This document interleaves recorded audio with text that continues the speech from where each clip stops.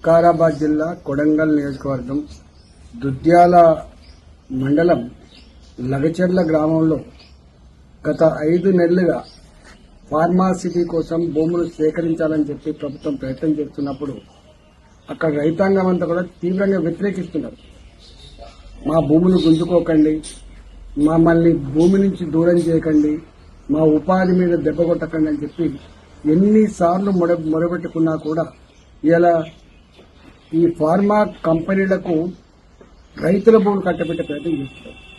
అనేక రోజులుగా ధర్నాలు చేసిండు వాళ్ళు, నిరసన చెప్పిండు వాళ్ళు కలెక్టర్ సమక్షంలో అనేక సార్లు గ్రామ సభలకు వస్తే కూడా వాళ్ళు బహిష్కరించిండ్రు. స్వయంగా డీకే అరుణ ఎంపీ గారి ఆధ్వర్యంలో ఒక ధర్నా కూడా పెద్ద ఎత్తున నిర్వహించిండ్రు.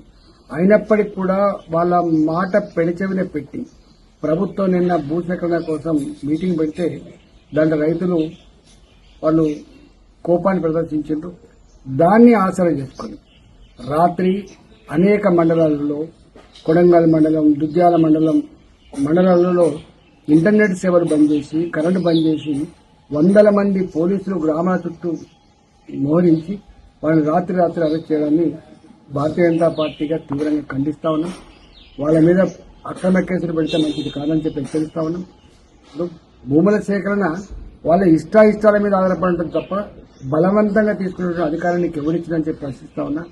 గతంలో ముచ్చెర్ల ఫార్మాసిటీ కోసం 8 లక్షలకు 9 లక్షలకు భూములు సేకరించి 1.5 కోటి 2 కోట్ల రూపాయలకు ఆనాడు ఫార్మా కంపెనీలు కట్టబెట్టే ప్రయత్నం చేసిన నాడే ఇదే కాంగ్రెస్ పార్టీ వ్యతిరేకించింది. ఆనాడు భారతీయ జనతా పార్టీకి మేము వ్యతిరేకించింది.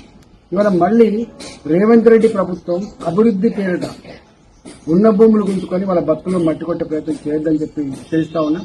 ఈ ప్రభుత్వానికి ఒకవేళ చేసుకోవాలంటే ప్రభుత్వపరమైన భూములు ఎక్కడ తీసుకోగాని ప్రైవేట్ వ్యక్తుల భూములు ఇవ్వద్దని చెప్పి డిమాండ్ చేస్తా ఉన్నా. మూడోది అతి ముఖ్యమైనది ఏంటంటే ఇవాళ రేవంత్ రెడ్డి గారు తన సొంత నియోజకవర్గంలో ఎంప్లాయ్మెంట్ జనరేషన్ వస్తుంది, ఇది వస్తుంది, ఎక్కడ రాలే ఇప్పటిదాకా. భూములు కోల్పోయిన ప్రాజెక్టులలో భూములు కోల్పోయినవి కావచ్చు, ఇతర ప్రాజెక్టులలో భూములు కోల్పోయినవి కావచ్చు, ఎక్కడ కూడా పూర్తి స్థాయిలో కంపెన్సేషన్ ఇవ్వలేదు. ఎక్కడ వాళ్లకు చెప్పిన హామీలు అమలు కాలేదు. ఇవాళ ఫార్మా కంపెనీలు ఏం చిన్నవి కాదు, ఫార్మా కంపెనీలు ఏం ప్రభుత్వపరమైన సపోర్ట్ ఏం కోరరు.